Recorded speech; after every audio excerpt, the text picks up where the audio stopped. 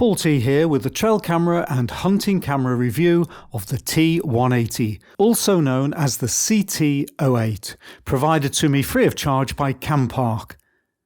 It's a high-end, high-spec camera with a full retail cost of $159.99, almost £133, so I'm expecting it to be good, so let's find out.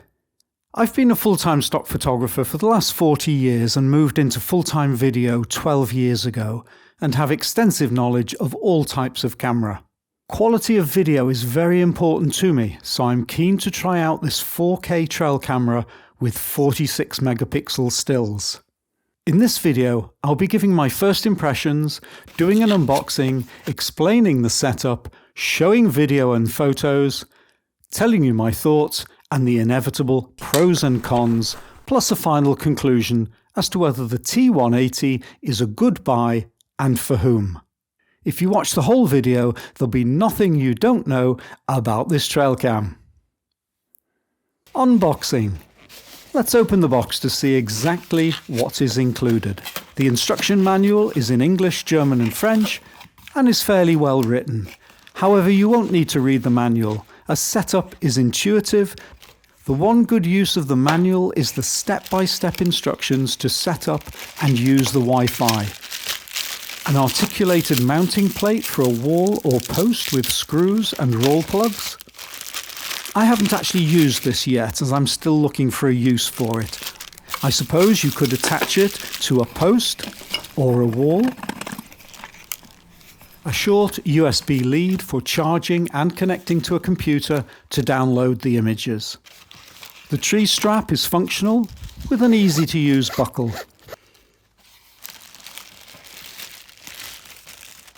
Remove the protective film from the lens and sensors.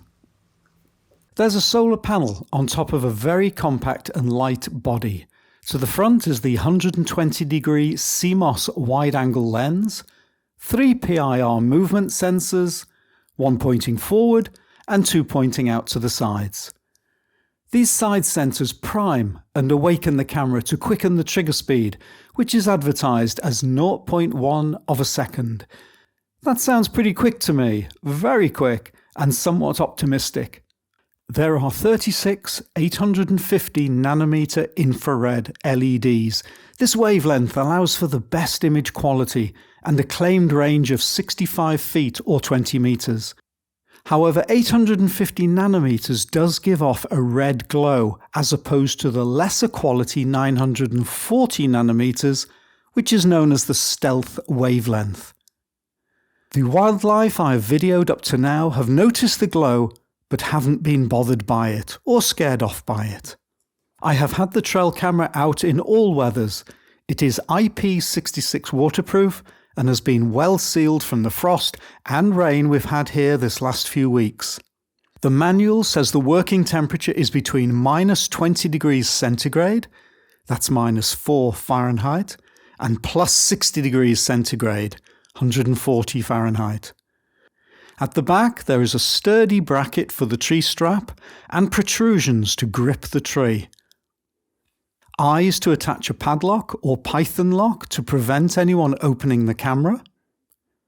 The tripod mount is at the back rather than at the base.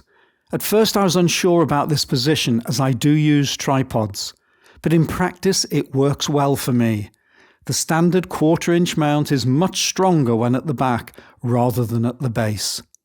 As I use these trail cams in my garden and want to precisely position them, I find tripods the best option. I often like to shoot low down as it can give a better dynamic and composition, head height or lower to the animals. With this in mind, I have a bendy tripod. It's very small but holds the camera easily, and I can bend the legs to whatever shape and height I want. There's no memory card included. It's not a great problem as they're quite cheap, £10, $10. It's a good idea to have more than one, particularly as so many trail and action cameras use them. The card you need is a micro SD card. It's very important to buy a class 10 or faster card if you want to shoot at the full 4K resolution. The maximum capacity card this camera will take is 128 gigabytes. If you leave the camera out for weeks or months, then I'd probably go for the 128 gig card. Otherwise, 32 or 64 will be sufficient. I've never filled a 32 gig card, but I do download the images very regularly. I have links in the description below to all the items mentioned in the video. Battery power. There is a 4,400 mAh internal battery which is recharged either from the attached solar panel or the included USB cable, hooked up to a wall socket, power bank or computer. I found the solar panel charges the battery even when it's cloudy, but I haven't done a long-term test yet to see if the solar panel can keep it fully charged if it's doing a lot of recording. I simply charge it up periodically when I bring it inside and download the videos. However, you can install 4 AA batteries as a backup, which will only be used if the internal battery runs down. I haven't bothered installing backup batteries as I don't leave the camera out for weeks on end. The 2 plastic clasps are fairly sturdy. However, all the weight is in the opening door, so be careful it doesn't heavily swing about, particularly if it's attached to a tree or tripod. The viewing screen is 2-inch colour TFT LCD screen, 320 by 240 pixels. Fairly small, but adequate. The multifunction buttons along the right-hand side are clear, but smaller and a bit more fiddly than others I've tested. But once you get used to them, they work fine. But maybe not on a cold day with gloves on. The USB slot is in the base. Connect the cable to a USB socket on your computer or USB wall charger. Best to start with a fully charged battery, so leave the camera on charge for a number of hours. The manufacturers recommend 8 hours. Turning the camera on. Have a memory card ready. The on-off switch has 3 positions. Left is off, middle for setup or reviewing the images, and all the way to the right primes it ready for detecting movement and recording. As soon as the card is inserted, it will ask to be formatted. As well as now, it's good practice to format the card periodically. In fact, I format the card every time I'm deleting all the videos. I'll start with the menu items in turn. Mode. Choose between photo only, video only, or photos and video. Photos and video mean that the camera will first shoot the number of photos you've selected and then will start shooting a video. I prefer video only. If I need a photo, I'll simply take a frame from the video. PIR interval. Once the camera has been triggered and has taken a video or set of photos, the interval is the amount of time it will wait before being triggered again. I set that to the minimum. PIR sensitivity. I set that to high and then lower it if there are a lot of false positives. A false positive is when you have a recording but without any animal in the frame. Time-lapse. If you wish to take a time-lapse, set it to on and select a time interval. The time interval is how often a photo will be taken. Also set the mode to photo only. Loop recording. I have that set to off, otherwise when the memory card is full it will start overwriting previous files. Infrared LED. Set to auto. If the images are too bright, reduce to medium. Test out which setting is best for you. Low battery night shot. Set to no shutting. It basically means that if all the batteries are low, it won't take pictures or video.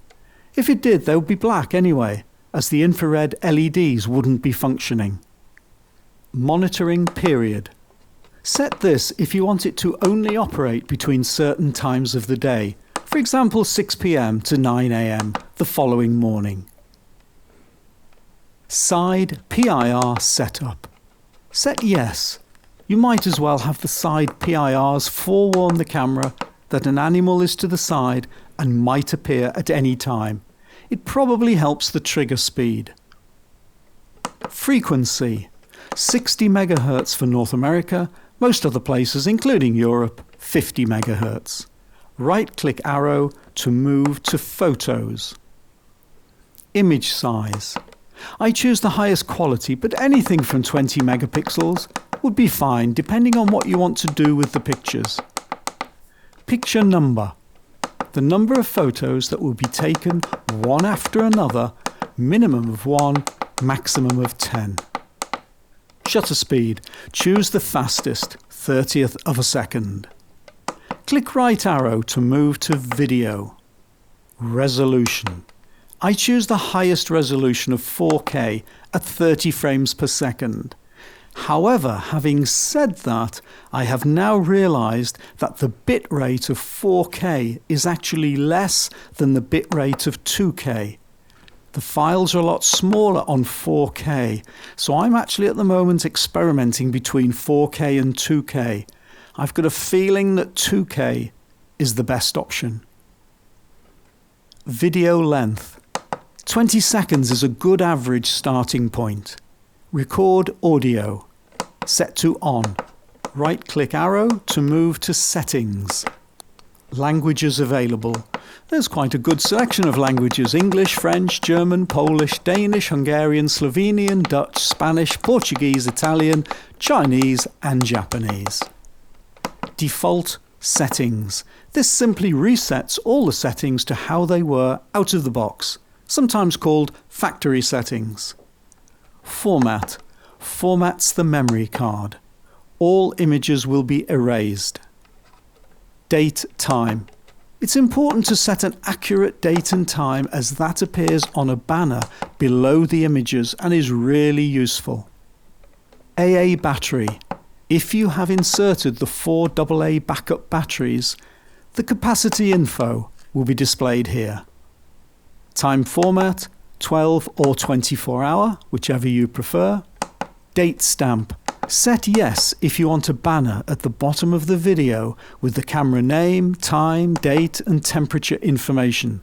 Sometimes the phase of the moon appears as well. Beep stamp. Each time you press a button, it beeps and uses battery power. Camera name might be useful if you have a number of cameras. Password. Use a password if you don't want anyone else to be able to access the camera settings. Bluetooth. Set to on if you are going to use the Wi-Fi. The sole purpose of the Bluetooth is to turn on the camera Wi-Fi once it receives a Bluetooth signal from your smartphone. Wi-Fi SSID. This is the camera Wi-Fi name, which by default is T180. Wi-Fi password. The default is 12345678. This can be changed. Auto Wi-Fi off. Once you have stopped using the camera's Wi-Fi, it will turn off after 1 minute. Auto power off. After inactivity, the delay before the camera turns off. Backlight. Minutes before the backlight turns off. Version. To check the latest firmware update version. MCU firmware update. Periodically, Campark may issue firmware updates. Now that we have completed all the settings, you will only be adjusting 1 or 2 in the future. All the rest will simply stay as they are. Pros and cons. Let's get the negatives out of the way first. I like this camera, but it could be improved in a number of ways. Sound. There is a microphone, but the sound is not great. The PIR interval is a minimum of 10 seconds. I would prefer it to be only 1 or 2 seconds delay before it starts recording further movement. The time-lapse. A trail camera is an ideal tool for shooting time-lapses, as it's the only camera I have that I'm happy to leave outdoors overnight in all weathers. The maximum interval it will record each photo is 24 hours. Now the minimum interval being 5 seconds, so it is ideal for any long-term construction or very slow-moving situations. I would have liked a minimum interval of 1 or 2 seconds, which would have better suited this sequence of me cutting down a canna lily. I think there's a lot of scope to use time-lapse with trail cameras, and I'm going to look into this and shoot more time-lapses. Now the positives, and there are many. Excellent solar panel. Even in my British winter, with overcast skies, it does add to the charging of the internal battery, but would probably need full sun to keep it fully topped up. As a bonus, the panel keeps some of the rain off the lens. The Wi-Fi is fiddly, but I use it all the time. Note that this is the camera's Wi-Fi, not the internet. It's only for communicating directly between the camera and your smartphone. So you have to be fairly close to the camera, but it's really useful if you don't want to take the camera off a tree. You can stand next to the tree and check the images and change any of the settings. The sensitivity is excellent and can even record a mouse passing by. I've had this camera now for a few weeks and I'm really impressed. I like it a lot. I use the live view through the Wi-Fi when I'm positioning the camera, so my composition is exactly how I want it. I also use the Wi-Fi to check the recorded videos from the night before. If it's near to the house, I can do that from the kitchen. There's a QR code in the manual for downloading the Game Camera Pro 2 app, plus the steps for getting it set up and using it. This is very close to my ideal trail camera. I love the integrated battery, which allows me to simply charge up with a power bank or socket and not have to keep buying AA batteries. It's out every night in my garden. At breakfast time, I enjoy checking the footage from my kitchen without even going outside. It's easy to delete the photos or download them to my phone. One point to remember is that the videos are highly compressed when downloading to the phone using the Wi-Fi facility. So best to connect the memory card directly to your computer or laptop. The Wi-Fi is fiddly, but I use it all the time. If you want a high-end trail camera with excellent photo and video quality, saving money on external batteries and don't care about the audio, then this is the camera for you. Please check out my link in the description below for more information, or if you wish to buy one. I really hope you've enjoyed today's video. Please give it a like and subscribe for more reviews and information. Any questions, I'll do my best to answer. Comments are very welcome, and I read and reply to each and every one of them. Till next time.